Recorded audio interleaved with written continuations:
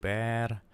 Okay, in 5, 4, 3, 2. A'udzubillahi minasyaitonirrajim. Bismillahirrahmanirrahim. Robi a'udzubika min hamazati sayatin wa a'udzubika robi ayah durun.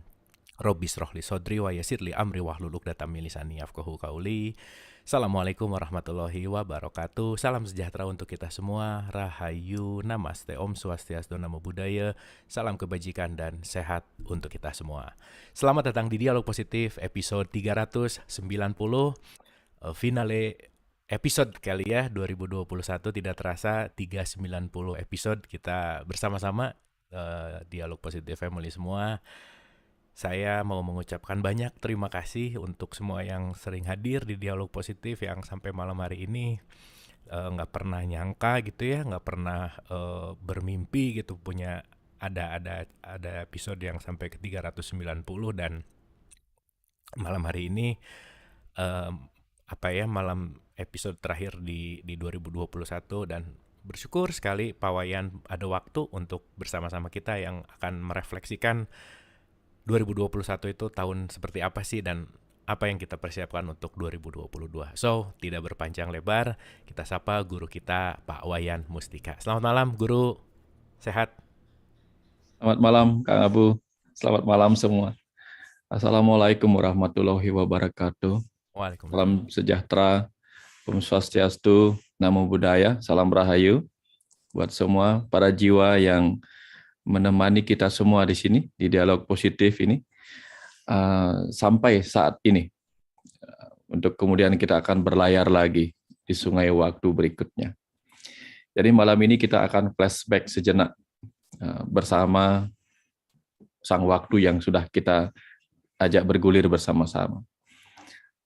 Ya, nanti izinkan apapun yang mengalir nanti malam ini, mudah-mudahan bisa menjadi bekal bagi kita untuk melanjutkan ke masa depan.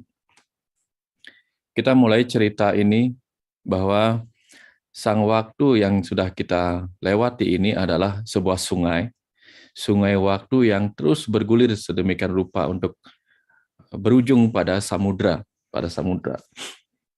Sungai waktu yang sudah kita lewati di masa kemarin-kemarin ini berujung besok, dan setelah itu kita akan memasuki sungai waktu berikutnya. Perahu kita bernama bumi. Jadi kita berada di perahu besar bernama bumi untuk menikmati segala kehidupan yang ada di atasnya. Lalu kita coba lihat kembali sungai waktu yang sudah kita lewati. Kadang sungai yang kita lewati itu adalah sungai yang terjal berbatu, deras mengalir, membuat kita timbul tenggelam. Kadang sungai itu keruh, kadang sungai itu tenang, jernih, atau kadang malah dipenuhi kekotoran-kekotoran yang menumpuk. Nah, sama dalam perjalanan kita di sungai waktu itu. Kadang kehidupan kita penuh dengan kekotoran batin dari dalam dan dari luar. Kadang kita menikmati perjalanan kehidupan yang tenang, jernih, bisa melihat semua hal yang ada di bawah sungai yang mengalir itu. Kadang kita menikmati pinggiran-pinggiran sungai yang penuh dengan bunga-bunga, daun-daun segar, bambu-bambu. Kadang kita melewati batu-batu yang membuat kita terjal, menyakitkan. Tapi pada akhirnya kita harus melewati semua itu untuk masuk ke sungai waktu berikutnya. Ya begitulah perjalanan hidup kita. Sehingga kalau kita melihat sungai waktu di 2021 kemarin, apa yang bisa kita renungkan? Mari kita coba mengingat kembali, dimulai dari tanggal 22, itu hari ibu. Ya. Kita berkisah dulu tentang ibu, tentang apa yang kita lakukan sekian puluh tahun dari usia kita saat ini, ketika kita masih berenang di sungai dalam tubuh ibu sebagai benih sperma yang berekor itu. Berekor. Dan hanya diberikan kesempatan hidup 3 hari. Di antara ratusan juta benih yang dikirimkan ayah untuk berenang di sungai waktu, untuk meraih harapan kita bertemu dengan benih yang ada pada tubuh ibu. kita adalah yang terpilih. Satu yang terpilih memenangkan persaingan di antara ratusan juta sel sperma yang lain. Jadi kita berenang dan menang. Kita berenang dan menang. Meraih impian kita yang ada pada tubuh ibu. Dan setelah kita lahir, kita berenang di sungai kehidupan ini, meraih sebuah peran kehidupan yang ada di tubuh ibu pertiwi, tubuh bumi ini.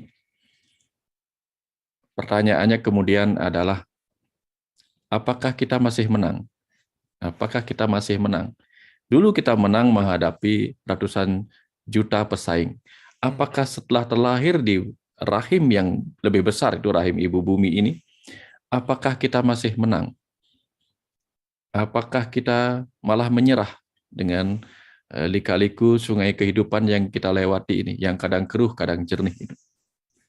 Nah, dari sini kita bisa mengingat kembali perjalanan hidup kita sejak kita lahir sampai hari ini. Kita lihat apakah kita kalah. Nah, karena ngomong kekalahan, kita kemarin kan baru saja kalah dengan Thailand. Baru saja kalah dengan Thailand. Tetapi kekalahan 4-0 itu memberikan sebuah cerita kepada kita. Kita kalah 4-0. Seperti sedang bicara kepada kita semua di penghujung tahun ini. Apakah kita juga kalah 4-0? Apakah kita juga kalah dengan nilai 0 di setiap kesempatan yang sudah diberikan kepada kita? Kita kalah 4-0, apakah kita kalah di setiap kesempatan yang sudah diberikan kepada kita? Berkali-kali terlahir di kehidupan ini. Berkali-kali diberikan hari, berkali-kali diberikan minggu, berkali-kali diberikan bulan yang baru, tahun yang baru. Apakah di kesempatan-kesempatan ini kita masih 0? 0 dalam arti kalah, tidak membawa apapun. Bagus kalau 0-nya terbaca sebagai O. Jadi 4-0 itu adalah di setiap kesempatan kita mendapatkan O, pemahaman. Itu bagus. Tapi kalau di setiap kesempatan kita lewatkan semua tanpa mendapatkan apa-apa, maka kita kosong di setiap kesempatan itu. Kalah, seperti kita kehilangan kesempatan meraih kemenangan kemarin itu. Nah, pertanyaannya untuk jadi bahan renungan kemudian, di tahun 2021, ketika kita diberikan kesempatan untuk sekali lagi berhadapan dengan segala dualitas, itu angka 2. Apakah segala dualitas itu kita bisa terima dengan keikhlasan yang sama, yaitu 0. Ikhlas itu 0, penerimaan yang ikhlas. Jadi 2021 sebagai sebuah kesempatan bagi jiwa kita selama setahun itu. Apakah 20 itu? Apakah segala dualitas yang ada di dalam perjalanan waktu selama setahun itu berhasil kita terima dengan ikhlas 0, disertai pemahaman? Lalu 21-nya adalah, apakah segala rasa dualitas itu sudah bisa kita satukan secara sempurna sebagai sebuah kesatuan yang harus kita terima apa adanya? Itulah kesempurnaan bahwa segala dualitas baik buruk, seperti sungai yang kadang jernih, kadang keruh, kadang berbatu, kadang lembut, itu bisa kita terima sebagai itulah sungai. Nah, kehidupan ini apakah bisa kita terima segala dualitasnya sebagai satu kesempurnaan? Jika itu yang bisa kita dapatkan selama 2021, artinya segala dualitas bisa kita terima dengan 0 yang sama, ikhlas yang sama, disertai pemahaman yang sama. Lalu dualitas itu bisa kita terima segala rasanya dengan cara yang sempurna sebagai satu kesatuan isi bumi, itu isi kehidupan. Maka seluruh 4-0 itu, seluruh kesempatan yang sudah diberikan itu kemudian kita dapatkan pemahamannya dalam bentuk O, itulah yang akan mengantar kita mampu melewati sungai waktu berikutnya, yaitu 2022. 2022 artinya kita sudah memahami bahwa hidup ini penuh dualitas. Lalu kita bisa melihat angka 2 yang sama sebagai sebuah keseimbangan. Seperti ketika kita mau mendaki dengan nyanyiannya. Naik, naik ke puncak gunung, tinggi-tinggi sekali. Kiri kanan kulihat banyak ada pohon cemara. Jadi di kiri kanan sama-sama pohon cemara. Jadi di kiri kita lihat baik, di kanan kita lihat baik. Begitulah nanti di dua-dua itu kita lihat angka 2 dan angka 2, segala bentuk dualitas kehidupan ini kita lihat dengan cara yang sama. Karena dengan itulah kita akan menerima semuanya. Karena tanpa penerimaan kita tidak akan pernah bisa menyatu dengan alam semesta ini. Ya, secara perjalanan kehidupan kita diberikan kesempatan ada di kehidupan bumi ini dengan segala bentuk dualitasnya adalah bertujuan mengantar kita memasuki sebuah penerimaan. Ya, seperti cerita tentang kekalahan kita terhadap Thailand tadi. Jadi ada percakapan tadi yang saya tulis di Facebook bahwa kehidupan ini bukan hanya tentang menang dan kalah. Karena menang dan kalah itu adalah memang bagian dari hal-hal yang kita mulai sejak kita mengalami proses pembentukan diri kita di dalam rahim ibu. Apakah ketika kita masuk ke dalam rahim ibu, kita menang melawan bakteri-bakteri di sepanjang jalan masuk ke rahim ibu? Apakah kita menang melawan jaring-jaring yang menghalangi kita masuk ke rahim ibu? Kita sudah menang, 2 kemenangan. 3, apakah kita menang dalam pemilihan ke kiri, apakah ke kanan memasuki indung telur ibu? Ketika kita berhasil memilih kiri apa kanannya dan kita menang pilihan kita, apakah kita menang dalam perlombaan ya mencapai garis finish terakhir paling dulu? Karena begitu kita gagal menjadi sperma yang menempel pertama kali di rahim di sel telur ibu, maka kita tidak akan berhasil. Karena begitu satu sel telur menempel ke dalam sel telur ibu, begitu satu sel sperma menempel pada sel telur ibu, lapisan zona pellucida di sel telur ibu akan mengeras dan menghalangi yang lain masuk. Jadi hanya kita satu-satunya yang sudah berhasil memenangkan banyak pertempuran itu. Nah, kemudian apakah kita terus memenangkan pertempuran-pertempuran berikutnya hingga kita tiba di saat ini? Ya, ini menjadi bahan-bahan perenungan kita. Karena kalau kita tidak melihat itu, hanya memiliki penyesalan atas kekalahan, atau hanya ingin berharap pada kemenangan, tapi tidak bisa melihat bahwa dualitas itu, menang dan kalah, bukan hanya urusan pencapaian, tapi urusan apakah kita bisa menerima kemenangan dan kekalahan dengan cara yang sama. Karena kehidupan ini harus bisa kita terima menang dan kalahnya dengan cara yang sama. Tidak ada kemenangan yang kita terima lalu kekalahan kita tolak. Karena kalau demikian kita akan penuh penderitaan. Karena pertandingan kita di kehidupan ini begitu banyak. Pertandingan keluar, pertandingan ke dalam. Kita bertanding melawan perjalanan kehidupan kita berumah tangga. Sebagian ada yang kalah, sebagian ada yang menang. Ya. Yang menang bisa bertahan sampai hari ini, yang kalah terpisah, bahkan sebelum selesai tugasnya menyatukan jiwanya. Ya, banyak yang menang, banyak yang kalah. Tapi apakah kemenangan kekalahan itu bisa kita terima dengan ikhlas tanpa dendam? Nah, itu contoh.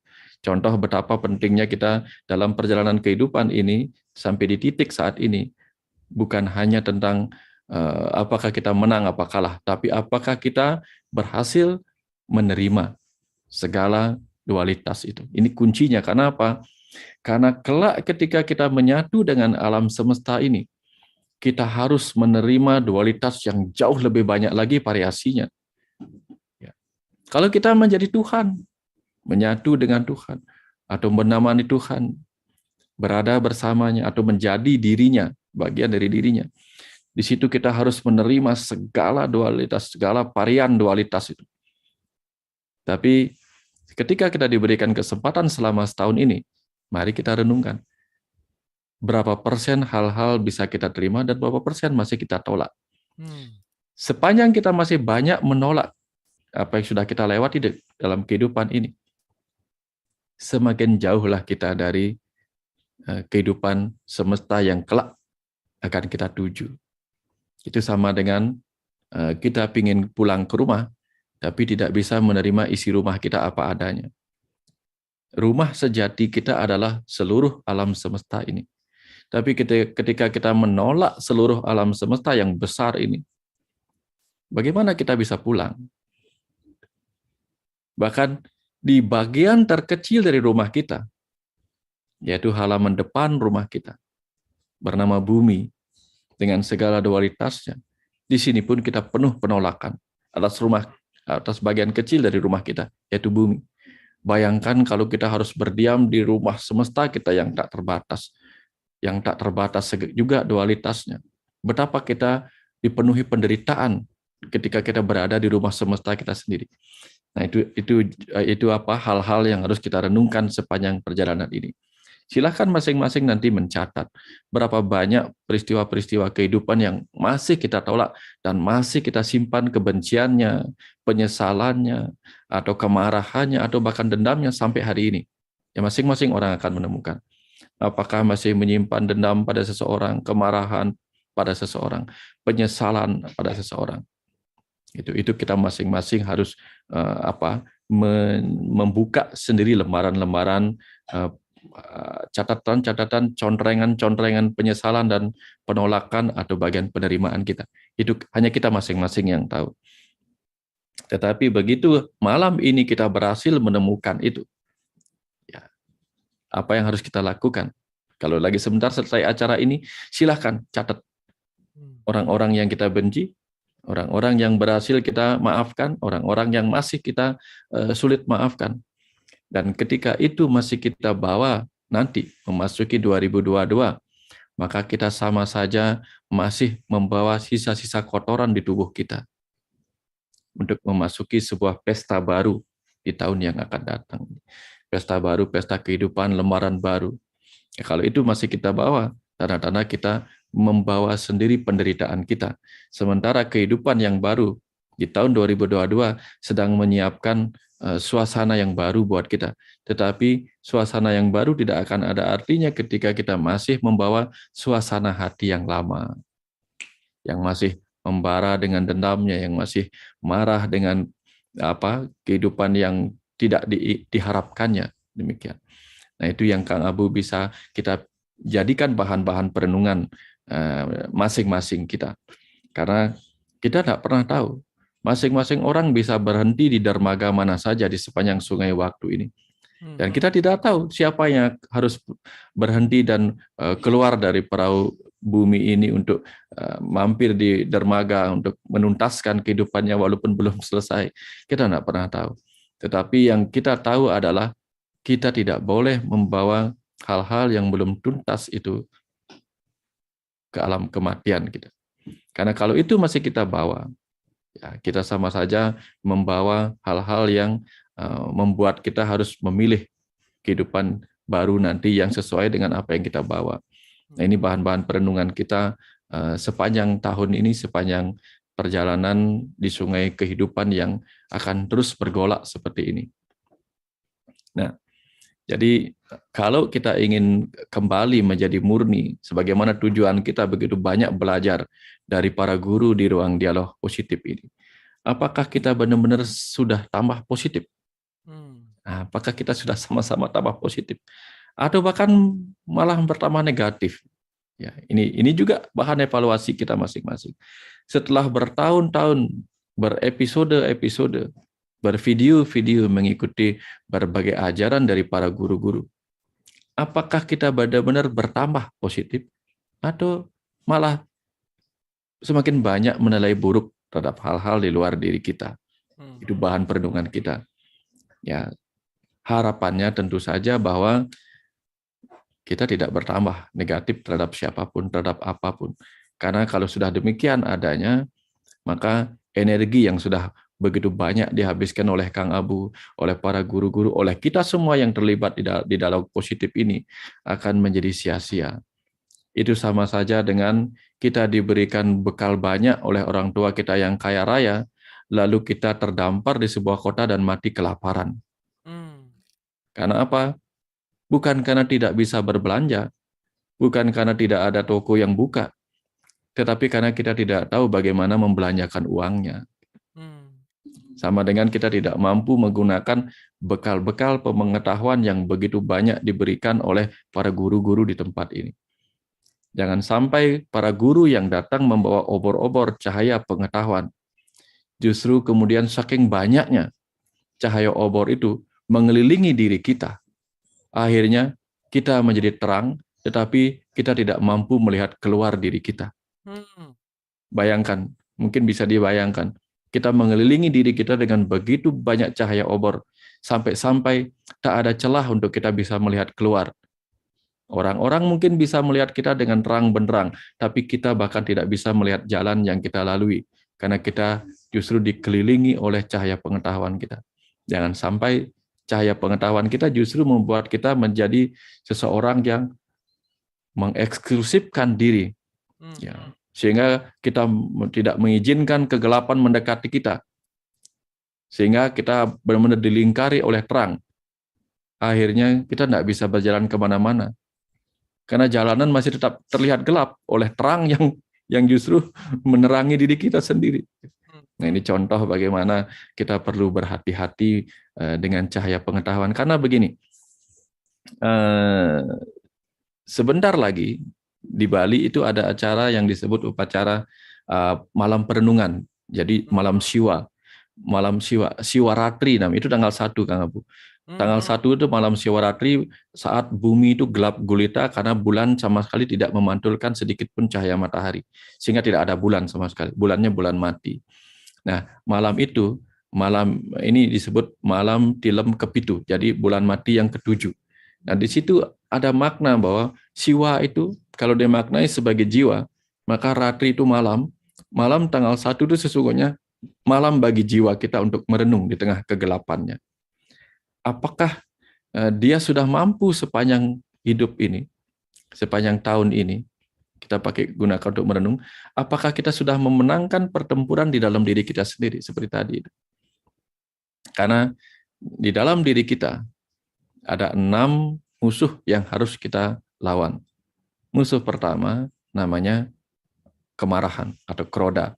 Kroda itu adalah bentuk kemarahan yang harus kita lawan ketika kita berperang di dalam diri kita. Nah, karena ketika kita kalah oleh kemarahan kita, di situ kita terjebak kembali ke dalam penderitaan. Yang kedua adalah yang disebut sebagai kama. Itu ada 6 musuh. Yang kedua, kama, hawa nafsu. Apakah hawa nafsu, ambisi yang berlebihan, benar-benar mengalahkan kita sehingga tubuh kita terjebak ke dalam kebutuhan-kebutuhan pemenuhan ambisi dan hawa nafsu. Sehingga tidak ada ruang bagi tubuh kita untuk melayani sang jiwa demi kepentingannya ada di bumi ini. Itu pertanyaannya. Itu kita renungkan juga. Apakah kemudian yang ketiga namanya loba. Loba itu ketamakan. Apakah ketamakan, keserakahan benar-benar memenangkan pertempuran dalam diri kita, sehingga tubuh dan pikiran kita dikuasai oleh ketamakan kita sendiri, sehingga seluruh ruang dan waktu, seluruh peran-peran tubuh ini dan pikiran ini dikendalikan oleh ketamakan kita, sampai akhirnya tidak ada kesempatan bagi jiwa kita untuk mengambil hal-hal yang penting bagi perjalanannya di bumi ini. Apakah demikian? Itu pertempuran kita. Lalu apakah pertempuran kita melawan yang keempat disebut moha? Moha itu artinya kebingungan. Apakah kita masih terjebak ke dalam kebingungan? Sehingga gara-gara kebingungan itu kita tidak bisa melihat masa depan, tidak bisa melihat apa hal-hal yang perlu diperbaiki dari masa lalu. Bahkan kita tidak bisa melihat dengan jernih apa yang terjadi di masa kini. Kita tidak tahu apa yang baik, apa yang buruk, tidak tahu apa yang benar, apa yang salah. Apakah kita masih terjebak dalam kebingungan itu? Kalau kita masih terjebak dalam kebingungan itu, maka kita kalah oleh musuh yang satu ini, yang namanya moha. Kemudian ada musuh yang lagi satu bernama mada, kemabukan dalam diri. Bisa oleh mabuk minuman keras, bisa mabuk oleh harta, bisa mabuk oleh cinta, bisa mabuk oleh tahta. Nah, apakah setahun ini kita masih mabuk oleh semua itu? Dimabukkan sehingga ketika kita mabuk, kita kehilangan kesadaran. Kesadaran akan diri sejati kita, kesadaran akan tubuh kita, kesadaran akan pikiran kita. Ya. Apakah kita kalah juga? Atau kita kalah oleh sifat-sifat yang disebut matsarya atau iri hati? Ya. Apakah kita masih iri hati melihat keberhasilan orang lain? Apakah kita susah melihat orang lain senang? Atau kita senang melihat orang lain susah? Nah, kalau itu yang masih terjadi, maka kita perlu berhati-hati. Masih banyak musuh membelenggu kita dari dalam. Kalau itu masih ada, kita sulit akan melewati tahun berikutnya ini dengan lebih jernih lagi. Itu baru 6 musuh. Belum lagi 6 kegelapan yang kita miliki di kehidupan ini yang bisa berbahaya. Apa 7 kegelapan sesuai dengan yang disebut bulan mati kepitu, 7 ketujuh itu yang akan kita pakai renungan. Apakah yang pertama namanya surupa, rupa, jadi rupawan gitu. Apakah kerupawanan kita, kecantikan kita telah menjadikan diri kita gelap? Kehidupan kita gelap, itu kita jadikan perenungan. Misalnya begini, gara-gara kita memiliki rupa yang tampan, wajah yang cantik, kemudian kita lupa tujuan sejati jiwa kita, tetapi kita menjadi tambah gelap oleh terangnya rupa cahaya kita yang cantik atau tampan itu. Kita tidak gunakan untuk hal-hal yang bermanfaat bagi diri kita, bagi kehidupan kita, bagi jiwa kita, tetapi kita malah jadikan rupa yang cantik itu untuk semakin tenggelam kepada hal-hal duniawi kita. Itu bisa menggelapkan. Kegelapan yang kedua adalah guna atau ilmu pengetahuan. Nah, apakah ilmu pengetahuan yang sudah kita dapatkan ini malah menggelapkan kita seperti cerita tadi? Bukan membuat kita bisa melihat terang ke jalan kehidupan ke depan kita, tapi malah membuat kita tidak mau melihat hal-hal lain. Malah kafir oleh pengetahuan kita, tertutup oleh ilmu pengetahuan yang kita miliki. Jadi ada orang digelapkan oleh guna atau ilmu pengetahuan yang sudah dimilikinya. Sehingga ketika dia punya ilmu pengetahuan yang bagus, dia lihat semua yang lain salah. Itu contoh orang yang digelapkan oleh ilmu pengetahuan. Ada lagi yang ketiga yang disebut sebagai dana atau uang atau harta. Ini juga bisa menggelapkan, cahaya yang bisa menggelapkan. Ya, jadi orang kaya bisa gelap oleh kekayaannya. Ya, orang yang yang banyak uang bukannya menjadi orang yang semakin bercahaya dalam kehidupannya, menjadi jiwa yang bercahaya, tapi menjadi jiwa yang gelap. Nah, apakah kita adalah orang itu? Itu jadikan bahan perenungan. Yang keempat adalah kulina atau keturunan atau kebangsawanan. Apakah karena kita terlahir sebagai orang bangsawan, terlahir dari keluarga yang kaya, itu membuat kita menjadi congkak, sombong, menjadi orang yang kehilangan kesejatian kita, memiliki sifat-sifat manusiawi? Nah, itu juga terang yang menggelapkan. Ya, jadi ada terang yang memberi terang, terang yang menggelapkan, ini dia. Bukan terangnya yang salah, tetapi kita membiarkan terang itu menggelapkan mata kita. Karena cahaya yang disorotkan ke mata kita, kita bisa melihat apapun. Karena terang itu menyoroti mata kita. Nah, jadi yang kelima adalah Yowana namanya. Yowana itu artinya cek sound. Masih Kang Abu kedengaran suara saya? Masih Pak Wayan. Oh ya, ya. Ya. Karena ada tulisan unstable network. Nah, yang kelima adalah Yowana, sifat keremajaan. Kadang-kadang kalau mudah-mudahan ada yang mendengar di sini orang remaja. Tapi kalau tidak pun banyak orang tua yang merasa dirinya masih remaja. Sehingga dengan merasa diri masih remaja, dia mengikuti ambisi-ambisi anak remaja. Yang seharusnya dia sudah mengambil jalan-jalan bagaimana menjadi orang dewasa, orang tua. Masih menjebak dirinya ke dalam perasaan saya masih remaja. Gitu. Sehingga dia melupakan apa yang harus dipelajari. Karena kalau sudah melihat diri kita remaja, maka kita akan menikmati keremajaan. Lupa bahwa diri kita sudah harus mempersiapkan perjalanan jiwa kita untuk lebih matang lagi. Nah, itu. Kemudian ada lagi yang disebut sebagai sura. Sura itu mabuk oleh minuman keras atau mabuk oleh hal-hal yang menyebabkan kita kecanduan. Gitu. Nah, apakah kita masih itu? Mudah-mudahan tidak. Dan terakhir, apakah kita mabuk oleh keberanian kita? Ya, gelap oleh keberanian kita sendiri. Saking beraninya, kita tidak memiliki rasa takut, sehingga kita merasa diri kita akan hidup sepanjang hayat, sampai-sampai lupa untuk merenung apa yang harus kita jadikan bekal perjalanan setelah kita mati nanti ini. Karena kehidupan ini adalah kehidupan yang tidak abadi. Walaupun di dalam, sebagai sang hidup di dalam tubuh ini, kita sendiri adalah sesuatu yang abadi. Tetapi kehidupan ini adalah ruang dan waktu pembelajaran yang tidak abadi. Sehingga membiarkan energi kita menjadi sia-sia sepanjang tahun ini, ya. Sepanjang tahun ini kita makan makanan yang bagus, energi yang bagus, tetapi begitu kita gunakan untuk hal-hal yang tidak berguna, maka kita menyia-nyiakan semua berkah energi itu. Inilah sebabnya hari ini kita merenungkan kembali seberapa banyak kita sudah menggunakan energi yang diberkahkan kepada kita untuk menjadi berkah bagi diri kita, menjadi berkah bagi orang lain. Nah, itu kita jadikan bahan renungan. Kira-kira seperti itu dulu Kang Abu, untuk menambah bahan-bahan kita diskusi nantinya. Oke, terima Silahkan. kasih. Ya, Terima ya. kasih Pak Wayan, sangat dalam sekali, banyak sekali hal yang apa ya tersadarkan gitu ya, banyak sekali hal yang akhirnya oh iya gitu, mind blowing sekali gitu. Terima kasih.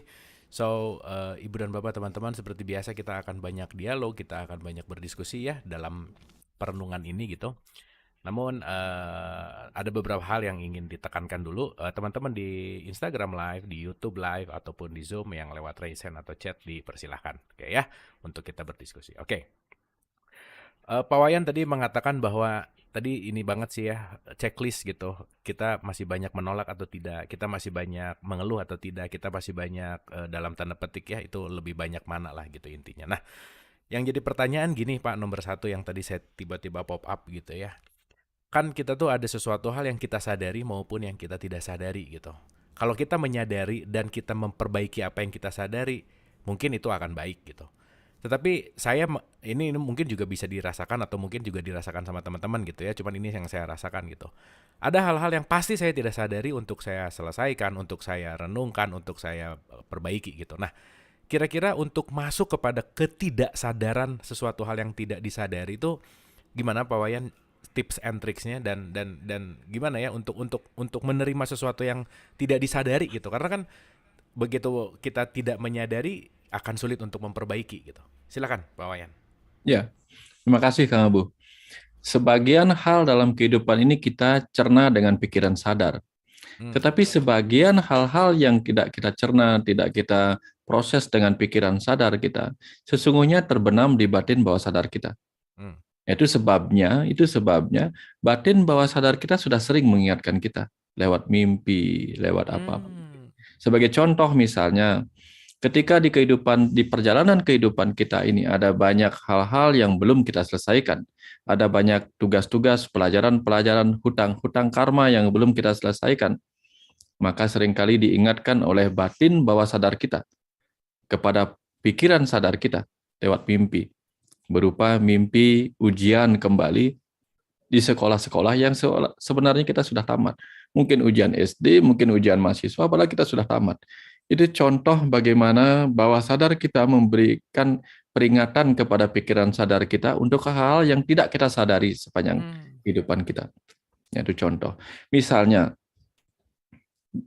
kita dibawa mimpi terbang. Malam-malam tidur mimpi terbang. Padahal kita nggak tahu, pikiran sadar kita nggak tahu kenapa kita mimpi terbang. Faktanya kita bingung, kenapa saya mimpi terbang. Nah, batin bawah sadar kita sedang mengingatkan kita bahwa ada belenggu-belenggu, ada beban-beban kemelekatan yang membuat jiwa kita itu tidak nyaman dan menginginkan kebebasan, menginginkan rasa yang ringan di dalam dirinya. Sehingga setelah diingatkan itulah pikiran sadar sebenarnya mempunyai kesempatan untuk menggali kembali apa yang sebenarnya membuat dia penuh beban, penuh kemelekatan, sehingga sampai-sampai jiwanya mengingatkan, saya ingin bebas, saya ingin bebas. Itu mimpi terbang. Atau kalau misalnya tanpa sadar bahwa pikiran sadar kita penuh emosional, karena pikiran-pikiran itu kan bagi dua. Ada satu perasaan, ada satu lagi pikiran, rasio.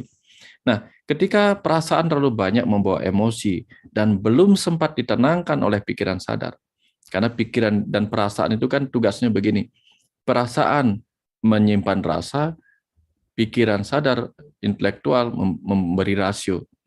Ya, karena kalau rasa tidak dirasiokan, di situ dia akan memendam menjadi rasa-rasa yang berbahaya. Jadi misalnya kita rasa marah, bagaimana menghilangkan rasa marah? Gunakan rasio. Ya, rasio itu membuat kita berpikir logis dan akhirnya kita paham. Nah, itu contohnya. Nah, ketika rasa-rasa dan yang bergejolak itu belum kita selesaikan dengan rasio kita, dengan akal budi kita, di situ kemudian batin bawah sadar mengingatkan lewat mimpi berupa dikejar ombak besar, dikejar ombak-ombak bergulung. Kadang kita seakan-akan berada di pinggir pantai di mana tiba-tiba datang ombak besar menggulung kita. Itu tanda-tanda ada gejolak-gejolak emosi beberapa hari yang lalu, beberapa minggu sebelumnya, yang masih terbawa sampai hari ini.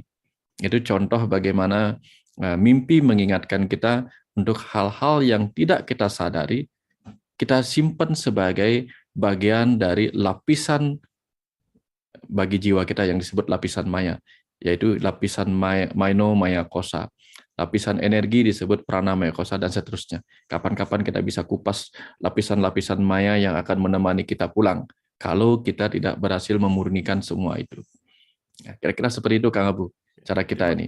Ya. terima kasih banyak Pak Wayan, terima kasih. Berikutnya ini apa ya yang saya rasakan dan alami gitu Pak Wayan, dan Ya. mudah-mudahan juga bisa apa namanya mewakilkan gitu. Entah kenapa 2021 untuk saya ini terasa teramat sangat cepat gitu Pak Wayan. Semua tuh terasa kayak baru 2 bulan, 3 bulan lalu. Ini udah Desember lagi gitu. Dan hari demi hari, bulan menuju tahun, dan setelah 2021 ini besok udah mau 2022 gitu. Berbicara masalah waktu terasa teramat sangat cepat gitu. Apakah ada tanda yang mungkin Pak Wayan bisa berikan respon terhadap waktu? Pemaknaan waktu, apa sih yang ingin waktu sampaikan kepada kita dan bagaimana kita memanfaatkannya gitu. Silakan Pak Wayan. Ya, bicara tentang sang waktu itu begini Kang Abu. Ketika kita bisa menikmati waktu, maka waktu berjalan tanpa rasa. Dia tak terasa karena kita menikmatinya. Tetapi begitu kita ingin dia segera berlalu, maka kita menunggu dia berlalu, dan itu biasanya terasa lama. Sama halnya kalau kita misalnya menunggu lampu merah menjadi hijau, semakin kita menunggu semakin terasa lama. Semakin kita nggak ngeh, dia akan berjalan apa adanya, karena kita tidak berfokus di situ. Nah, sepanjang waktu 2021 ini, Kang Abu banyak melakukan kegiatan-kegiatan. Senin sampai Selasa sampai Jumat sudah memikirkan acara dialog positif. Di luar itu sudah bermain-main dengan meditasi dengan drone, sehingga Yeah. semua waktu itu berlalu sedemikian rupa tanpa membuat kekosongan. Gitu. Kenapa kekosongan dalam arti kekosongan dalam kebingungan apa yang harus dilakukan? Karena begitu dia terus dikerjakan, saya juga mengalami hal yang sama. Tahu-tahu sudah sore, tahu-tahu sudah tidur lagi. Rasanya ini baru kemarin saya tidur. Ya betul, baru kemarin tidur. Tapi rasanya baru sebentar ini tuh sudah tidur lagi, sudah besok bangun pagi lagi, sudah nyapu lagi, sudah begini lagi. Ya itu seperti itu tadi. Karena ketika sang waktu diisi oleh kegiatan, ya dia tidak pernah ada ruang jarak. Nah, misalnya begini Kang Abu, 0 itu berjarak, tapi begitu diisi, jadi tidak ada celah. Ketika tidak ada celah, maka dia terasa pendek sekali. Ya. Misalnya, ada jarak antara kita mau melompat. Ya. Ketika kita mau melompat ke sebuah tempat, kita butuhkan 2-3 kali lompatan. Itu terasa lebih jauh dibandingkan kita hanya membutuhkan 1 kali lompatan. Karena dengan 1 kali lompatan dia sudah penuh. Lompat kita sudah penuh sampai ke tujuan. Tapi kalau kita butuh 100 lompatan untuk sampai memenuhi jarak itu, maka dia terasa jauh. Sama dengan waktu. Ketika dia terisi sepenuhnya, dia menjadi seperti satu kesatuan antara awal dan akhir, karena dia terisi sepenuhnya. Tapi begitu awal dan akhir itu banyak kosongnya, dia terasa lama sekali, terasa jauh sekali. Seperti itu Kang Abu. Dia terasa jauh kalau tidak terisi. Nah, ketika dia terisi entah oleh kegiatan, entah oleh hal-hal yang kita nikmati dalam kehidupan ini, di situ jarak waktu itu menjadi sangat-sangat satu. Karena apa? Karena dia tidak ada ruang kosong lagi.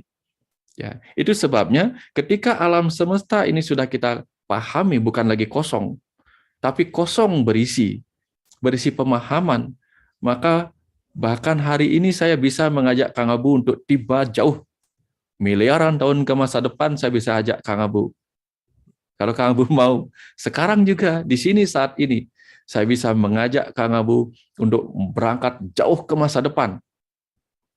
Miliaran tahun yang akan depan, triliunan tahun yang akan depan. Untuk sampai kembali di titik awal, yaitu saat ini, Kang Abu, saat ini. Karena apa? Jauh di masa lalu, jauh di masa depan. Titik temunya adalah saat ini. Ya, hanya saja tubuh kita mungkin berbeda. tetapi kita akan berada di dalam kesadaran yang sama seperti saat ini.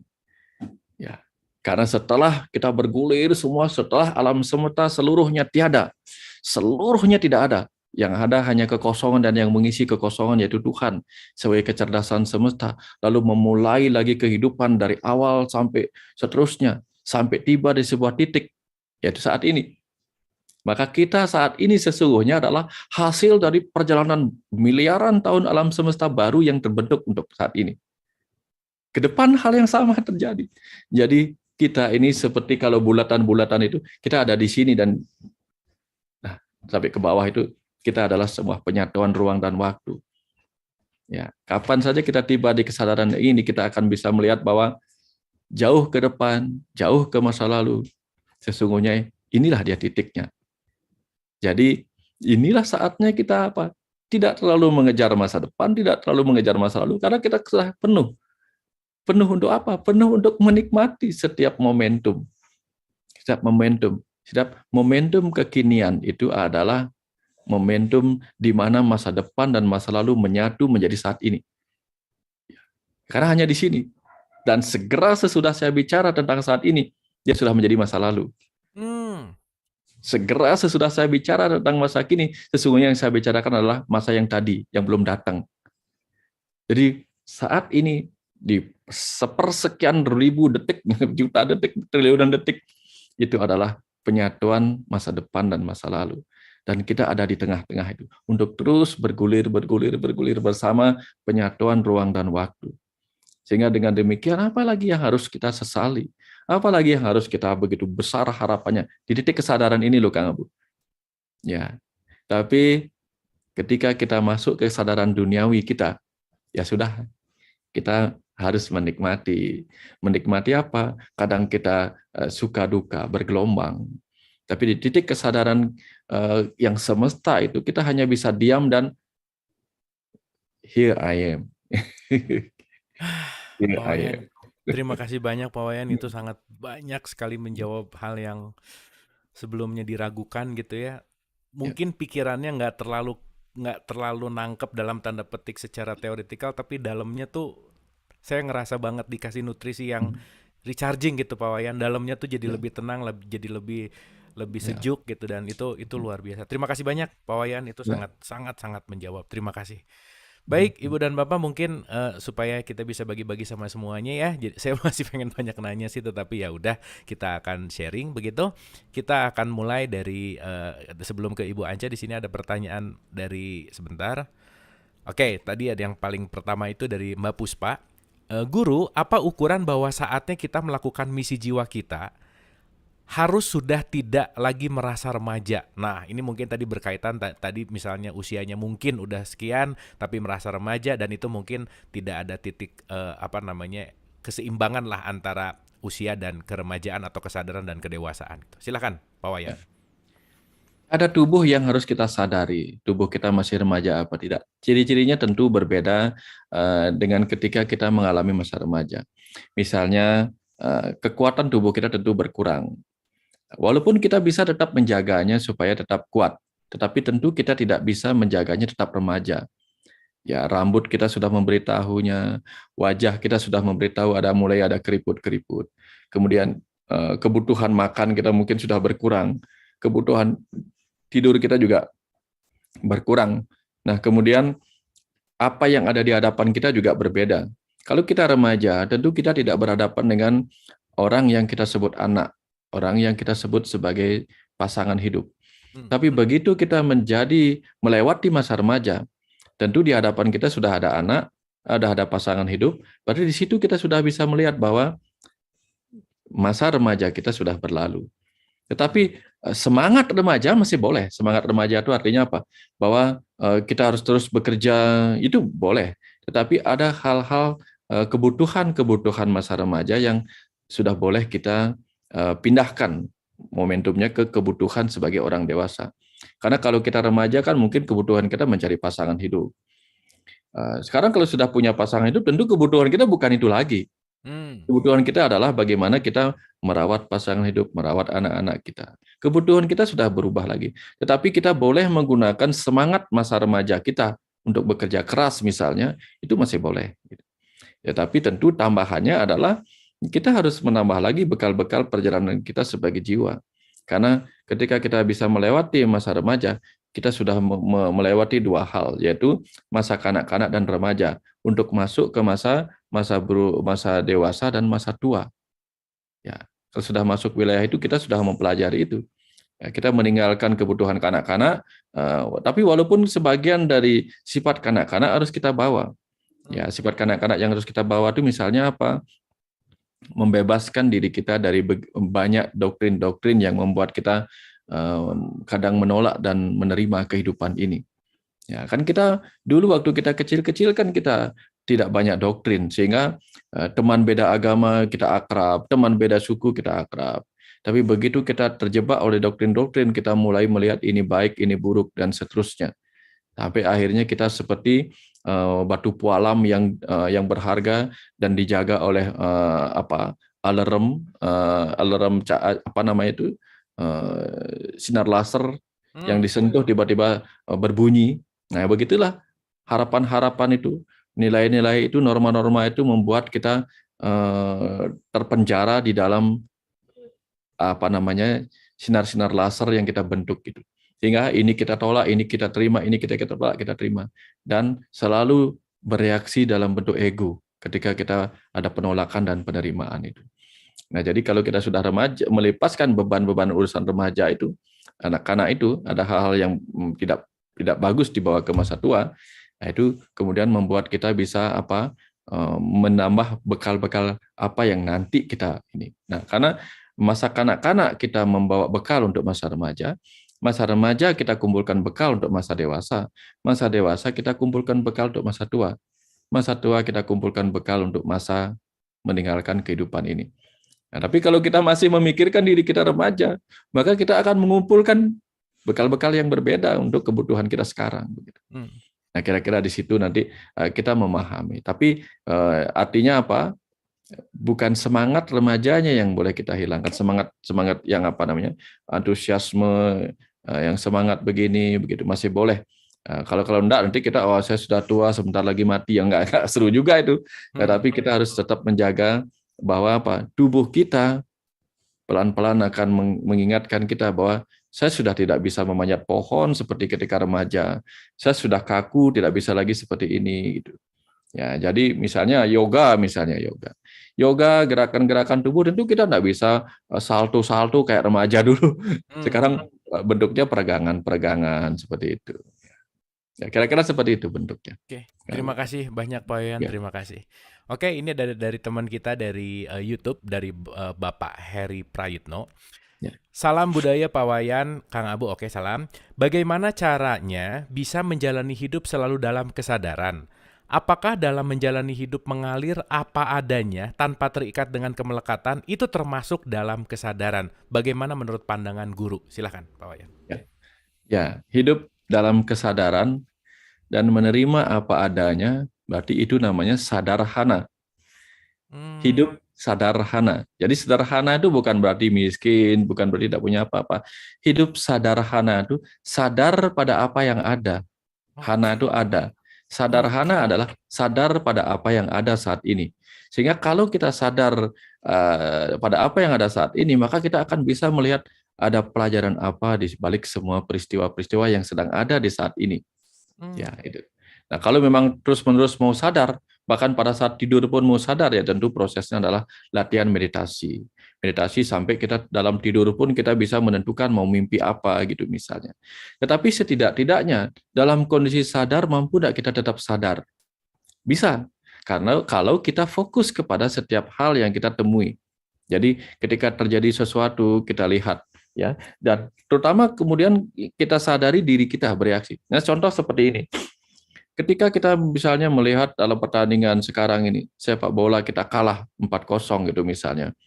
Kita amati reaksi-reaksi orang, kita amati reaksi diri kita. Ada orang yang marah-marah. Wah, Indonesia kok bisa kalah? Dia lupa bahwa Indonesia itu saudaranya sendiri. Dia kecewa. Pemain-pemain Indonesia juga kecewa. Tidak selayaknya sesama orang yang kecewa saling marah-marahan. Pemainnya kecewa, kita kecewa, kenapa harus marah-marahan? Yang benar itu kan orang yang sama-sama kecewa itu saling menguatkan harusnya. Itu contoh. Ya, sesama orang yang kalah itu harus saling menguatkan, bukan saling menyalahkan. Kan kalau kita sudah kalah kemudian saling menyalahkan, ini double kita kalah. Double kalah kita. Sudah kita sama-sama kalah, sama-sama kecewa, kemudian sama-sama marah satu sama lain, kan hancur lebur kita sendiri. Bukan oleh orang lain, tapi oleh diri kita sendiri. Ya, makanya agak aneh ketika kita sama-sama kalah, tapi saling menyalahkan, lalu saling menjatuhkan. Yang benar itu kan saling membangunkan, saling membangkitkan. Ya, ada teman, kita naik motor, ya, anggaplah kita naik motor sama-sama, walaupun kita hanya penumpang, begitu motornya terperosok ke dalam ke dalam lubang, dalam got misalnya, apakah setelah terperosok, sama-sama terperosok, kemudian kita dorong lagi teman, kan tidak mungkin. Yang bangun duluan itu mengangkat teman yang masih tertindih motor atau motornya kemudian sama-sama kita angkat. Kan mengangkat, bukan saling menjatuhkan lagi. Sudah jatuh ke got, kemudian kita dorong lagi, satu ke lebih bawah lagi, kan tidak mungkin. Nah, sama dengan itu. Nah, menyadari itulah contoh bagaimana di setiap peristiwa kehidupan kalah dan menang itu kita sadari. Itu contoh latihan-latihan sederhananya. Kehidupan ini terus-menerus memberikan kita pelajaran untuk memancing kita. Kita tetap sadar enggak dengan peristiwa kehidupan ini untuk melihat apa yang ada di balik setiap hal yang sedang kita hadapi itu. Itu sebenarnya sudah dilatih kita, hanya saja kita nggak mau berlatih. Sehingga kalau mau tetap berlatih, ya namanya pikiran sadar, di sana ada intelektualitas, di sana ada rasa. Sehingga ketika kita mengalami sebuah peristiwa, orang yang sadar itu akan memandang rasa yang muncul dalam peristiwa itu, lalu dengan akal budinya mencoba mengupas peristiwa itu, sehingga dia menemukan pengetahuan, pelajaran di setiap pengalaman rasa itu. Sama dengan orang yang misalnya chef, ketika dia mencicipi masakan orang lain dan enak, dia akan mengamati, ini rasanya enak, kira-kira campurannya apa. Dia mempelajari campuran itu, lalu dia akan bisa membuat sendiri lewat pengalaman rasa itu. Nah, itu contoh orang yang sadar sesadar-sadarnya dengan hana, dengan apa yang ada. Maka orang yang sadar hana itu sebenarnya berpikirnya tidak ruwet. Karena apa? Karena dia sadar hana. Pikirannya ya simple. Simple itu apa? Sadar hana. Ya sudah. Kalah adalah kemenangan yang belum tercapai. Artinya apa? Suatu ketika bisa kita capai. Hanya sekarang aja belum tercapai. Begitu. Nah, berpikirnya simple, tidak ruwet. Kenapa? Dia sudah tahu daripada menghabiskan energi untuk menambah ruwet apa yang sudah susah gitu. Kenapa tidak dipermudah? Nah, kira-kira seperti itu Kang Abu. Kira-kira seperti itu caranya. Terima kasih Pak Wayan, tuh sadarhananya mind blowing sekali Pak Wayan. Terima kasih banyak. Ini berkaitan sama tidur tadi Pak Wayan dari Ibu Yani. Pada saat tidur tubuh fisik kita diam. Apa yang terjadi dengan tubuh non fisik kita? Nah, gimana tuh Pak Wayan penjelasannya? Ya, gini, ada user dan ada komputer, ada motherboard. Nah, kalau kita di laptop sekarang misalnya, kita ini adalah user yang sedang memakai komputer. Nah, ketika komputer itu tidak kita gunakan, dia sleep. Tapi walaupun dia sleep, masih ada beberapa proses yang terjadi di dalamnya. Dan sang usernya kemana? Bisa tetap di depan laptopnya yang sleep, atau dia pergi ke melakukan hal-hal lain. Nah, jiwa sama. Jiwa dalam arti ruh ya. Dalam arti yang memberi hidup kepada tubuh itu. Dia tetap terkoneksi, tetapi dia tidak tahu kemana. Mau kemana saja bisa. Dalam kesadaran yang lain. Kemudian, pikiran yang ada di dalam komputer itu tentu melakukan sebuah proses. Entah dia melakukan proses defragmentasi secara alami atau memproses sesuatu di dalamnya. Sehingga makanya dia walaupun tidur seringkali kan menghabiskan baterai juga. Komputer laptop yang di sleep itu. Nah, artinya apa? Ketika kita tidur pun ada komunikasi.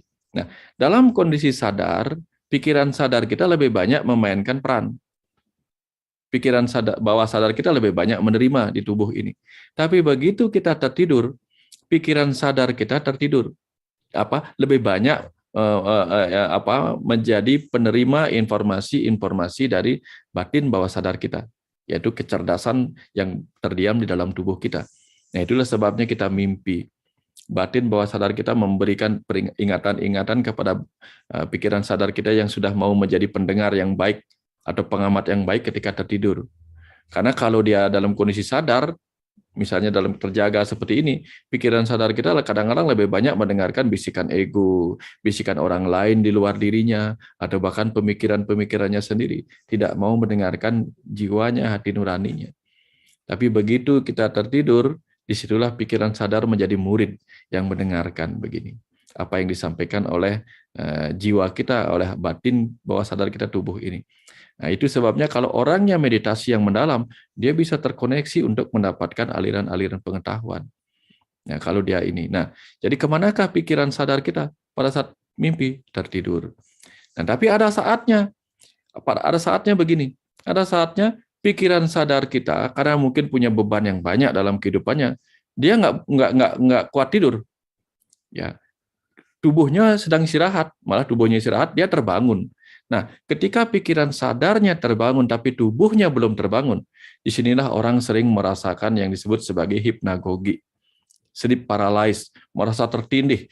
Dia ingin bergerak, tapi merasa tertindih oleh kolor hijau, gondoruo, segala macam. Kenapa demikian? Karena pikiran sadarnya yang penuh dengan beban, masih ingin sudah bangun, belum sempat tidur, belum sempat tidur lelap, bangun lagi, tapi tubuhnya masih tidur. Ya, itu sama dengan laptop kalau kita ingin mainkan tapi baterai sudah habis. Ya, jadi nggak bisa hidup lagi. Nah, ada yang begitu. Ada lagi yang lain. Tubuhnya bangun, pikirannya tidur. Nah, pada orang ini dia mengalami apa yang disebut sebagai somnambulisme. Dia tidur sambil berjalan begini. Ya, dia tidur masih, tapi dia bisa berjalan kemana-mana begitu. Tapi kenapa dia nggak nabrak? Karena tubuh memiliki kecerdasan yang membuat dia bisa menangkap sensor-sensor supaya nggak nabrak-nabrak walaupun matanya ketutup. Gitu. Ini orang yang berjalan sambil tidur. Gitu. Tapi kalau orang pura-pura tidur kemudian berpindah ke kamar pembantu tuh lain lagi urusannya. Gitu. Lain lagi urusannya. Itu pura-pura somnambulisme namanya. Oke, mudah-mudahan nggak terjadi di 2022. Nggak terjadi di balik ini.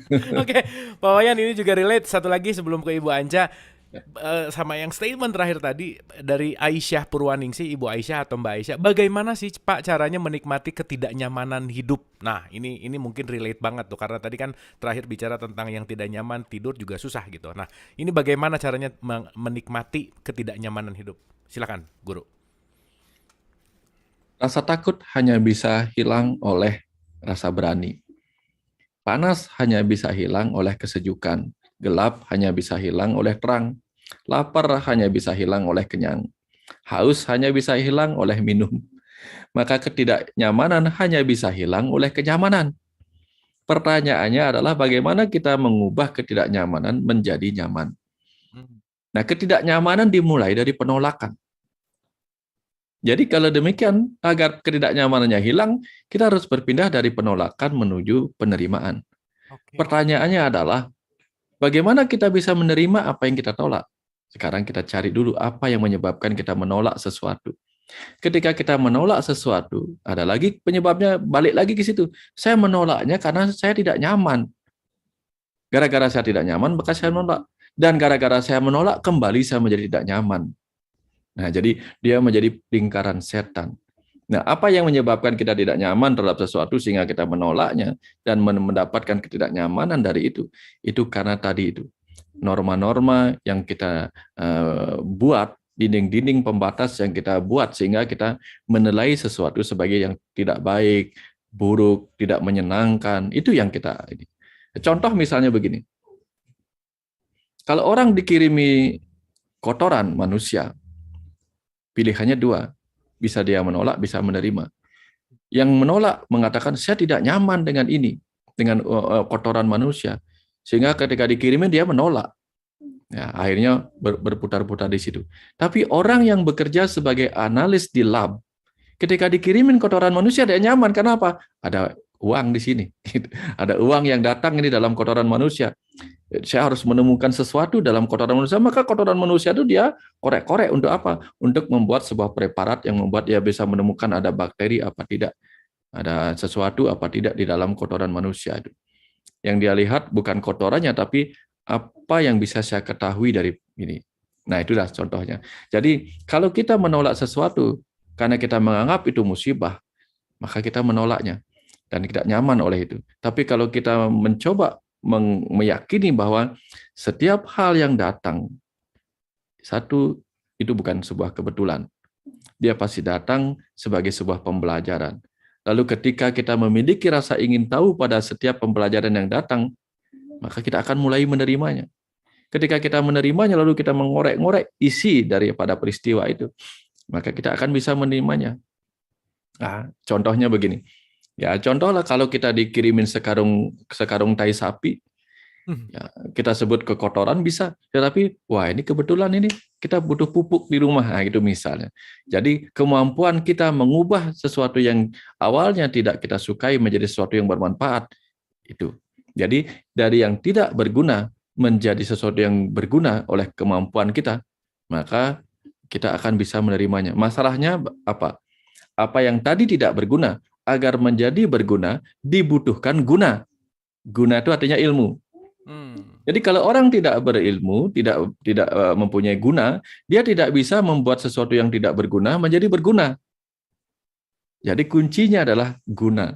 Jadi kalau kita sudah bisa memiliki guna, bisa membuat sesuatu berguna, maka kita akan bisa menggunakannya untuk mendapatkan guna lagi, pengetahuan lagi. Nah dari situ kemudian kita akan bisa membuat diri kita nyaman terhadap apapun. Apapun itu. Misalnya ada ketidaknyamanan kita dengan pasangan kita. Karena kalau kita, kita punya harapan lain terhadap pasangan kita ingin pasangan kita A tapi dia B, ya kita nggak nyaman. Tapi kalau kita merenung pelajaran apa yang dikirim semesta sehingga saya punya pasangan seperti ini. Nah, di situ kita akan mendapatkan pengetahuan-pengetahuan yang lebih mendalam bahwa ternyata pasangan saya ini dihadirkan, ya, membuat saya sering marah-marah kepada saya. Ternyata di masa lalu hal yang belum saya pelajarin adalah belajar kesabaran. Sehingga dikirimlah saya pelatih kesabaran berupa pasangan yang marah-marah, itu contohnya. Dulu kita punya pasangan yang ambisinya tentang uang besar, sehingga kita dipaksa bekerja bla bla bla untuk mencari harta dan sebagainya. Kalau kita berpikir bahwa ini pasangan saya ini kok urusannya uang aja. Mungkin saja di masa lalu kita terlalu banyak menggunakan kehidupan kita untuk memalas-malasan. Sekarang dipertemukanlah kita dengan pasangan yang kalau kita tidak bekerja dipecutin gitu misalnya. Mungkin saja kita sedang diajarkan untuk menjadi orang yang lebih care dengan energi yang kita dapatkan untuk menghasilkan sesuatu. Karena dulu mungkin kita menyia-nyiakannya. Ya, jadi kalau kita melihat seperti itu caranya, yang tadi tidak nyaman, renungkan. Bagaimana kita yang tadi tidak nyaman itu bisa kita hilangkan kata tidaknya. Oh, ini nyaman. Ya, yang menyebabkan kita menjadi tidak nyaman itu kan karena kita tidak nyaman dia jadinya. Tapi kalau kita tidaknya kita ganti iya nyaman begitu. Sesuatu tidak nyaman karena kita mengatakan tidak. Kita mengatakan tidak karena kita menolak. So stop to say no. Oke. Berarti Pak Wayan kalau kita ngelihat sisi pesannya gitu ya, yang tadi kenapa pasangan gini, kenapa begitu, karena kita lihat komplainnya jadi kita tidak nyaman. Tapi kalau tadi ngelihat, oh mungkin dulu saya begini sehingga dia begitu, oh mungkin saya dulu begini sehingga datang seperti itu akan menjadi satu pembelajaran setiap saat gitu ya Pak Wayan ya, dan kita akan tetap semangat gitu sebetulnya ya Pak Wayan. Persis. Oke. Oke, terima kasih Pak Wayan, terima kasih banyak. Nanti ada yang relay, tetapi sebelum itu kita ke Ibu Anca dulu. Silakan Bu Anca. Selamat malam Pak Wayan, Mas Malam, Abu. Bu Anca. Malam. Bagaimana caranya Pak Wayan untuk mengasah kepekaan dalam jiwa kita, tetapi selaras dengan tubuh kita? Yang kedua, apakah Tuhan itu memiliki rasa cemburu Pak Wayan kepada umatnya? Terima kasih Pak Wayan. Oke, Ya, terima kasih. Mas Abu. Satu. Karena ini pertanyaannya unik. Terima kasih Bu Anca. Silakan Pak Wayan. Terima kasih Bu Anca. Satu, ketika kita ingin mengasah Bu Anca, inti kita mengasah itu kan menajamkan. Menajamkan, lalu dia tumpul, dia kotak. Dari ujungnya itu kotak, dia tumpul. Begitu kita mengasah, berarti kita menajamkan, mempertemukan dua yang tadi terpisah itu menjadi satu. Nah, ketika kita ingin mengasah pikiran kita menjadi tajam, maka kita harus mengasahnya dengan pengetahuan, mempertemukan segala dualitas pemahaman itu menjadi satu. Sehingga dengan itu baru kita sadar bahwa apa? Tugas pikiran adalah sebagai abdi bagi tubuh dan jiwanya. Nah, kalau pikiran sadar mengerti bahwa tugasnya adalah menjadi seperti pedang bermata dua, menyatukan tubuh dan jiwanya, maka dia sadar, apa fungsi saya pada tubuh ini, apa fungsi saya pada jiwa. Fungsinya pada tubuh adalah untuk menjaga tubuh tetap hidup. Sehingga dia membutuhkan makanan, minuman, kesehatan diberikan oleh pikiran kita sebagai pekerja yang melayani tubuh. Lalu untuk jiwa apa fungsinya? Dia juga harus melayani jiwa agar jiwanya bertumbuh. Dan dia tahu, jiwa akan bertumbuh matang kalau mendapatkan pengetahuan-pengetahuan. Maka pikiran akan membaca banyak pengetahuan yang membuat jiwanya semakin dipenuhi bahan-bahan untuk bertumbuh kesadaran. Itu tugas dari pikiran sadar kita. Nah, dengan itu baru dia akan terasa. Sehingga dengan semakin dia sering melayani, ya sama dengan seorang, di antara semua orang yang dekat dengan presiden, biasanya adalah para pelayannya. Entah pelayan di dapur, pelayan di kamarnya, seperti itu. Ketika pikiran sadar kita sering-sering melayani tubuh, sering-sering melayani jiwa, maka dia akan semakin dekat dengan tubuh dan jiwa. Di sanalah dia akan lebih gampang mengalami manunggaling kawulu Gusti. Manunggal antara pikiran sebagai kawulu dan jiwa sebagai Gustinya, juga dengan tubuhnya. Itu contoh. Cara kita mengasah supaya pikiran sadar dan pikiran bawah sadar serta pikiran atas sadar kita terus terkoneksi. Jadikan pikiran sadar kita sebagai pedang bermata dua yang sama-sama ujungnya itu menyatu, meruncing, menyatu. Sehingga di sini dia mengerti perannya, di situ dia mengerti. Ya, itu contohnya. Nah, kemudian apakah Tuhan itu pencemburu? Oke, secara sederhana itu begini. Kita lihat Tuhan sebagai seorang ayah atau ibu. Karena kalau kita melihat ayah dan ibu sebagai sumber dari bayi-bayi yang lahir, maka Tuhan sebagai sumber-sumber dari kehidupan ini. Maka bisa kita sebut dia Tuhan sebagai ayah ibu alam semesta. Kalau kita memanusiakan. Nah, apakah ayah ibu pencemburu terhadap anak-anaknya yang berbeda-beda? Apakah dia lebih mencintai anaknya yang baik, lalu membenci anaknya yang buruk? Apakah dia akan lebih mencintai anaknya yang pintar dan membenci anaknya yang buruk? Kalau seorang ibu saja bisa mencintai anak-anaknya apa adanya, baik itu anaknya yang nakal, baik itu anaknya yang penurut, atau anaknya yang pintar, atau anaknya yang normal, dia mencintai anak yang normal sama cintanya dengan anak yang mengalami kecacatan. Seperti itulah rasa menjadi Tuhan.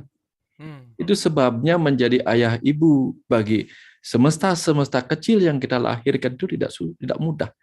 Menjadi ayah ibu yang bijaksana, yang pengasih dan penyayang, tentu akan membuat kita menjadi ayah ibu yang tidak pernah membeda-bedakan anak yang cacat dengan anak yang lahir normal, anak yang pintar dengan anak yang bodoh, anak laki-laki dan anak yang perempuan, anak yang rajin, anak yang pintar, dan anak yang malas. Ayah ibu yang wise, yang bijaksana, yang penuh cinta kasih kepada anak-anaknya akan menerima semua perbedaan itu dengan rasa cinta yang sama panjangnya, sama luasnya. Jika ayah dan ibu bagi semesta-semesta kecil saja bisa sebijaksana dan sepengasih penyayang seperti itu, bayangkan ayah ibu semesta yang maha bijaksana, maha pengasih, maha penyayang. Bagaimana dia akan menyayangi semua ciptaannya, yang mana di dalamnya dia sendiri yang menempatinya sebagai sang hidup. Jika dia membenci satu di antara ciptaannya, dia membenci dirinya sendiri. Bagaimana mungkin yang maha pengasih, maha penyayang membenci dirinya sendiri? Karena tubuh manusia, tubuh makhluk hidup dibentuk oleh materi-materi yang merupakan pemadatan energi semestanya sendiri. Jadi semua ini adalah bayangan-bayangan dirinya. Makanya kita ini adalah bayangan-bayangan. Kita semua adalah wayang-wayang. Wayang-wayang kehidupan yang dimainkan oleh dia sebagai sang hidup yang menjiwai wayang-wayang yang diperankan dalam sandiwara kehidupan ini. Apakah ada dalang yang membenci wayang-wayang yang dia bikin sendiri? Apakah ada Sang Pencipta yang membenci ciptaannya sendiri. Kalau ia membenci ciptaannya sendiri, buat apa dia menciptakan ciptaan yang ia benci sendiri? Untuk apa? Untuk apa? Bayangkan kalau saya ingin memasak makanan yang jelek supaya saya benci. Pernah enggak ibu-ibu memasak makanan yang kemudian dia bikin jelek supaya dia benci pada masakannya sendiri? Gak mungkin. Bahkan ketika dia menghasilkan masakan yang jelek rasanya, dia akan menyesali. Kenapa dia masak masakan jelek? Tidak ada unsur kesengajaan untuk seorang ibu membuat masakan yang jelek, lalu kemudian supaya bisa dibanting. Aku bikin nasi yang basi supaya bisa aku banting-banting, kumarahin. Enggak mungkin. Nah, bayangkan Sang Maha Pencipta yang tahu masa depan, tahu masa lalu, tahu apa saja, Maha tahu. Masa menciptakan sesuatu yang akan dia benci? Tidak mungkin. Oke. Ini bahasa sederhananya. Terima kasih Pak Wayan. Sederhana tapi dalam Pak Wayan, itu sih yang benar-benar menyadari bahwa Sang Maha Kasih itu betul-betul gitu ya. Yang kadang sebagai wayangnya tuh banyak berburuk sangka gitu, dikit-dikit menyalahkan, dikit-dikit merasa lagi diazab lah, lagi diuji lah, lagi dihukum lah dan seterusnya. Tetapi analogi sederhana tadi Pak Wayan sangat menggambarkan betapa besarnya kasih sayang Tuhan gitu. Terima kasih banyak Pak Wayan, terima kasih banyak. Mas Solah, silakan. Assalamualaikum. Waalaikumsalam. Monggo, Mas, silakan. Udah ganti nama belum, Mas? Ya ini sudah saya ganti. Silakan. Kalau saya boleh menyimpulkan mungkin gini ya Pak Wayan. Di akhir tahun mungkin kita lebih banyak merenung sih kayaknya. Ya, yang saya mau tanyakan gini Pak Wayan. Pak Wayan kan sering menulis di Instagram dan itu kan sering saya membaca.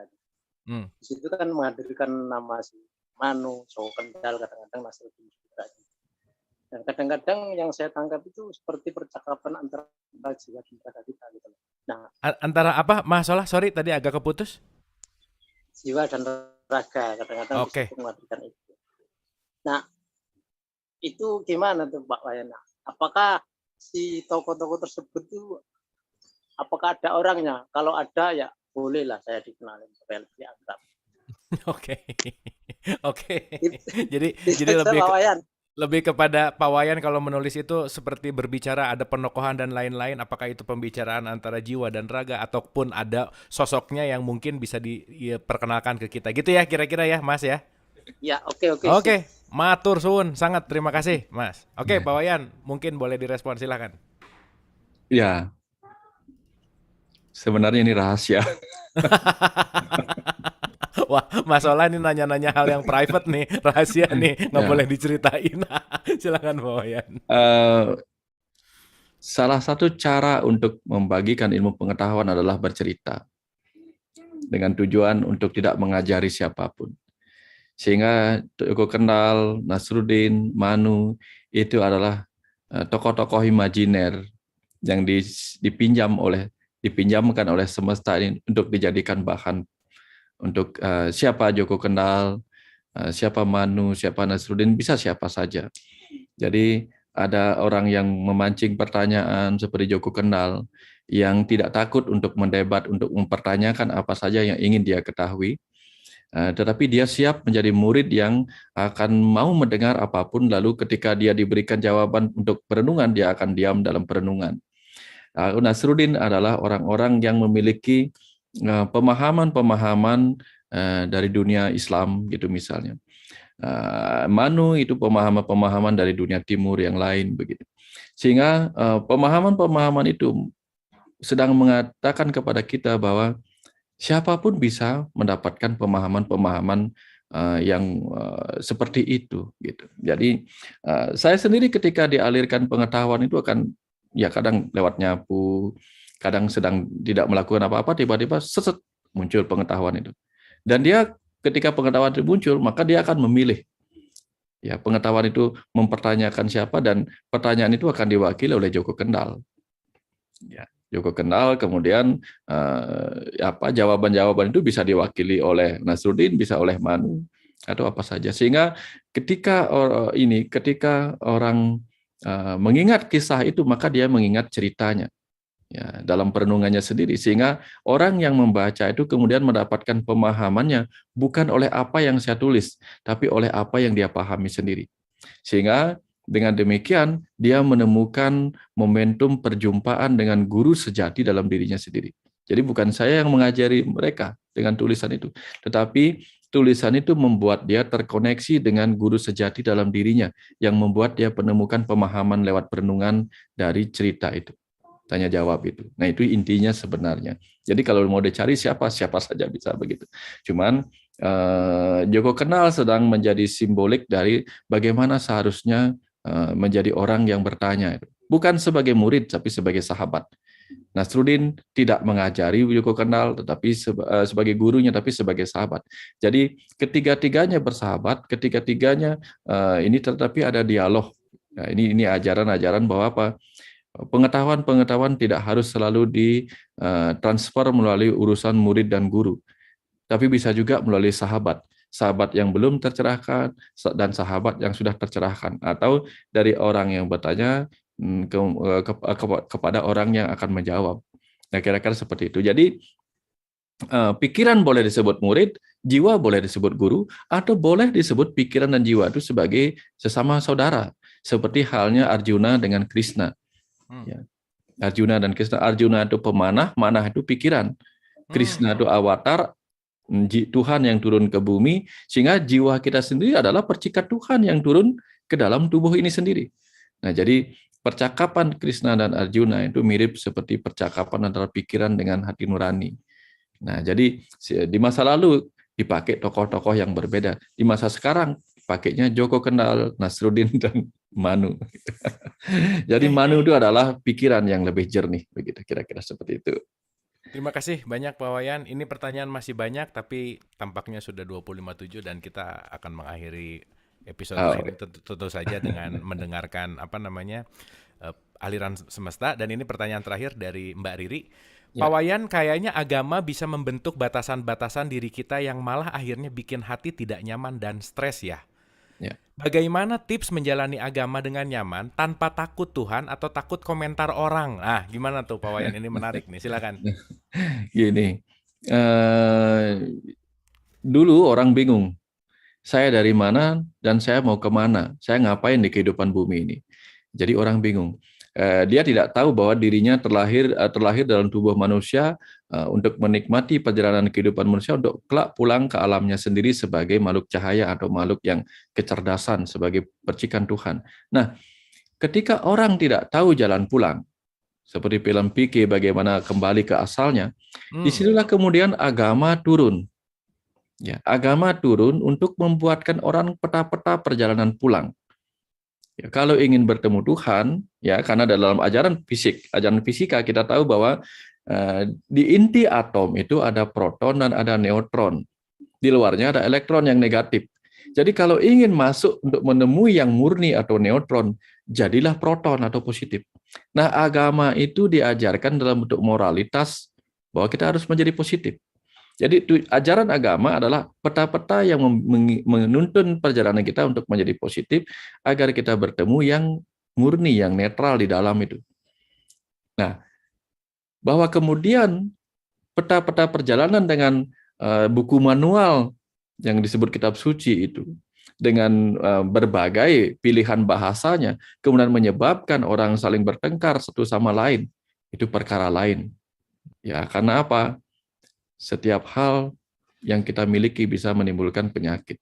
Ya, sesuatu bisa menolong, bisa menyakitkan.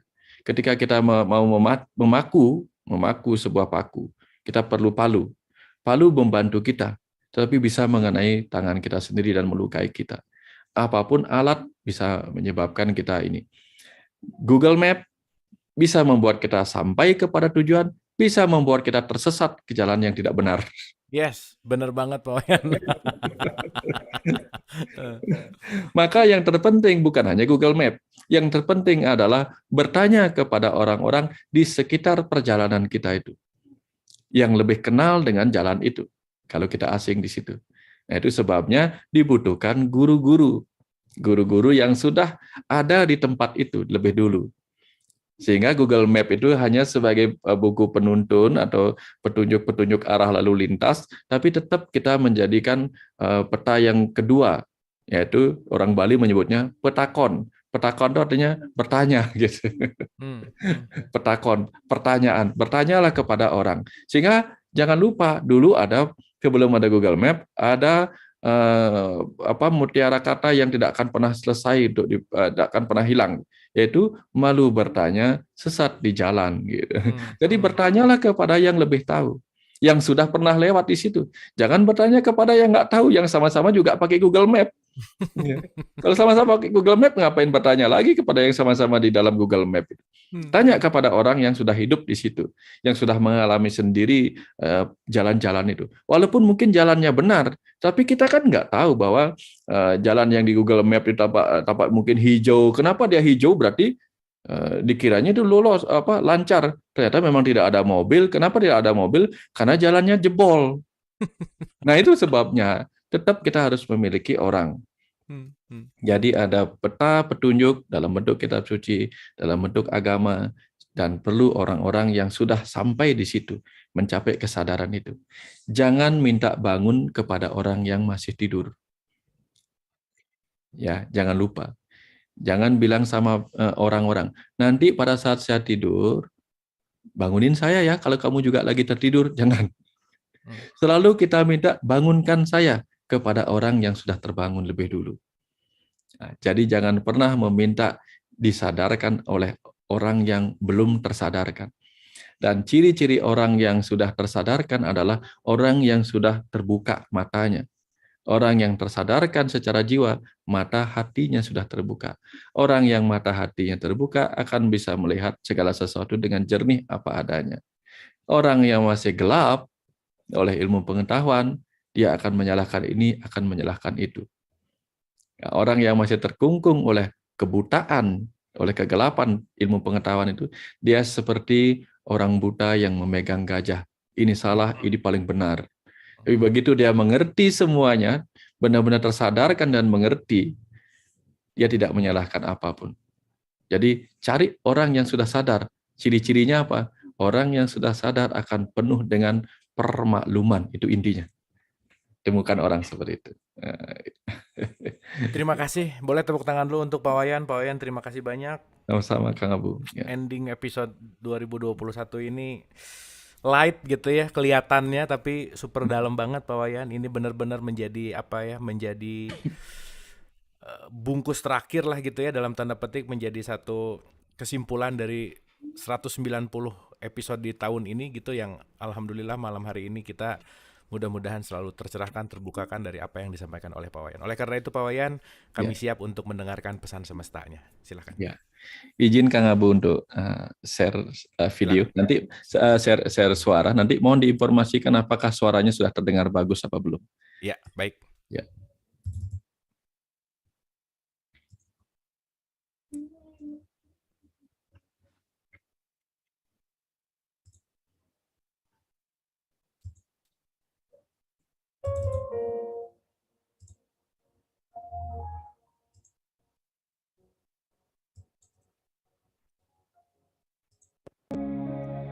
Bagaimana Kang Abu? Oke Pak Wayan, sudah bagus sekali. Oke. Silahkan buat teman-teman, para jiwa, duduk hening dan memasuki perenungan, agar kita bisa terkoneksi dengan semesta raya ini, untuk memasuki perenungan, untuk memahami perjalanan yang sudah kita lewati sejauh ini.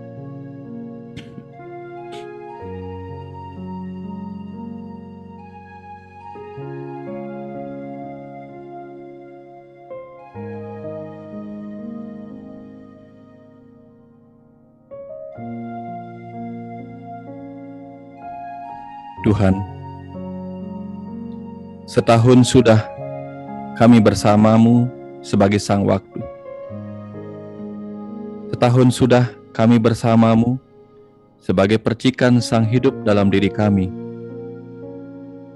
Setahun sudah kami menjalani takdir yang telah Engkau gariskan untuk kami jalani di kehidupan ini. Setahun pula kami telah berusaha mengisi kehidupan ini dengan sebaik-baiknya untuk menuliskan perjalanan nasib kami sendiri di bumi ini. Hari ini kami akan segera tiba di penghujung tahun untuk segera menutup lembaran perjalanan suka duka sepanjang tahun ini. Izinkan malam ini Tuhan, kami dengarkan pesan kehidupan dari-Mu tentang apa yang telah kami jalani, kami lalui hingga tiba di saat ini. Izinkan juga kami menerima berkah pengetahuan bagi bekal perjalanan kami di lipatan waktu yang baru yang akan segera kami jalani nanti.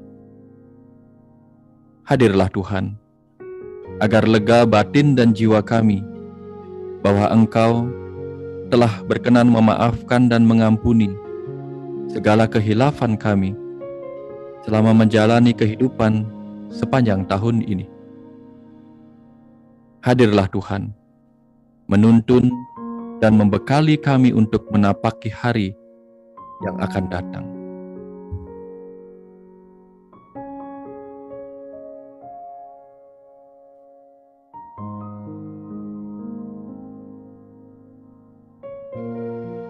Anakku, para jiwa,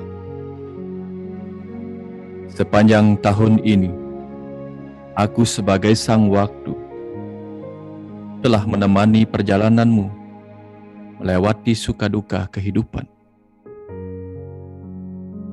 Apakah sampai hari ini pun kau masih merasa bahwa aku telah meninggalkanmu dalam kesendirian?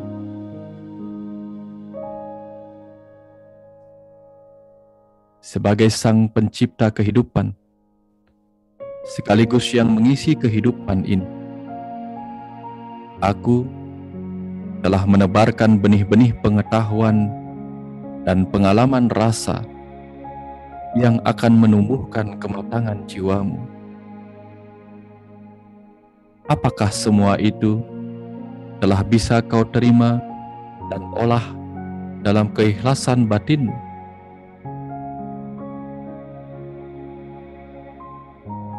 Anakku, bertahun-tahun kehidupan telah kau lalui hingga tiba di hari ini. Sudahkah kau melihat kebenaran dalam kenyataan bahwa setiap saat kehidupan ini akan selalu terisi oleh dualitas suka duka, baik buruk, gelap terang, keberhasilan dan kegagalan, kelahiran dan kematian? Apakah di titik hari ini kau telah bisa menerima semua kebenaran hidup sepanjang perjalanan itu? Ataukah masih banyak hal yang tetap kau tolak kenyataannya, meskipun itu sesungguhnya sudah berlalu, anakku?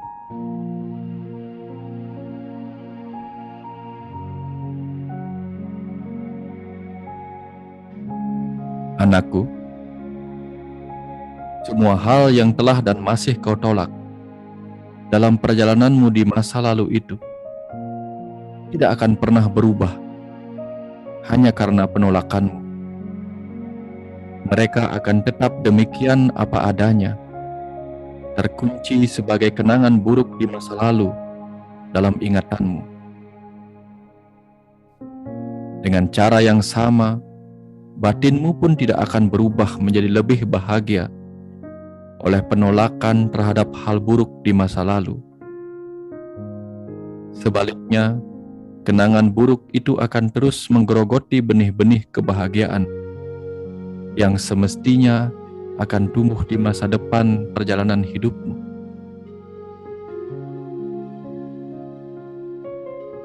Maka hari ini, anakku, aku mengingatkan lagi padamu, apakah pada kehadiran masa baru yang akan datang itu, kau masih akan membawa hal-hal buruk itu melekat dalam batinmu? Apakah kau masih akan membawa kemarahanmu ke masa depan? Membawa kesedihan, kegusaran, keputusasaan, dendam, dan segala emosi buruk itu bersamamu? Atau kau akan membiarkan semua itu lebur bersamaku? Lebur ke dalam masa lalu, untuk kembali menjadi sesuatu yang tak lagi nyata. Jika itu yang engkau inginkan, maka biarlah semua itu kembali bersamaku, melebur ke dalam diri semestaku yang ada di masa lalu. Lalu menyatulah dalam perjalanan baru denganku, dengan sang waktu yang akan membawakanmu hal-hal baru dari masa depan. Bumi akan terus berputar, awan-awan akan terus bergerak, samudra akan terus berombak, sungai-sungai akan terus mengalir, waktu akan terus bergulir. Begitupun tubuh, pikiran, dan jiwamu akan terus bergerak ke masa depan. Mengikat dirimu dengan kemelekatan akan baik buruk di masa lalu hanya akan merobek-robek keutuhanmu di saat ini. Maka teruslah bergerak bersama putaran sang waktu. Sebab tak ada hal di semesta raya ini yang bisa kau halangi untuk datang dan pergi. Jika kau tak mengalir bersama perubahan, kau akan terjebak dalam penderitaan. Bukalah semua ruang dalam batinmu, anakku. Bersihkan batinmu dari ingatan-ingatan yang tak penting, agar kembali tercipta ruang kosong untuk kau isi dengan berkah pengetahuan dan pengalaman baru yang akan aku bawakan bagimu dari masa depan.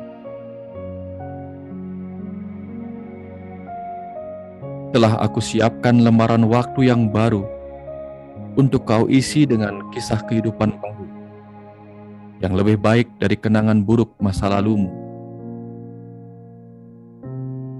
Siapkanlah kisah baru yang akan kau tulis untuk menjadi kisah kehidupan yang lebih bercahaya dalam kebahagiaan.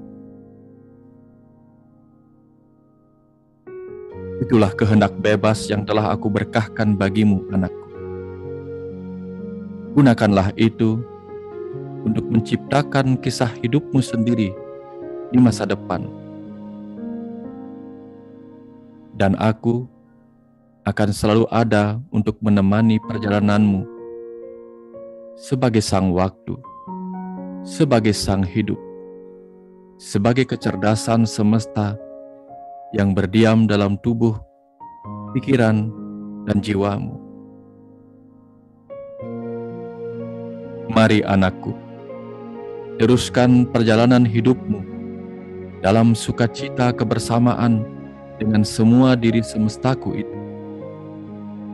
Percayalah, hidupmu tak akan pernah terhenti, karena kesejatianmu adalah sang hidup yang abadi. Abadi dalam perjalanan kehidupan semesta yang tak terbatas. Bergeraklah, bergeraklah terus anakku, dalam rasa sukacita bersamaku, bersama sang hidup dalam dirimu. Mari anakku, menyatulah dalam rasa menjalani kehidupan ini bersamaku dalam masa yang tak terbatas, dalam keabadian semesta.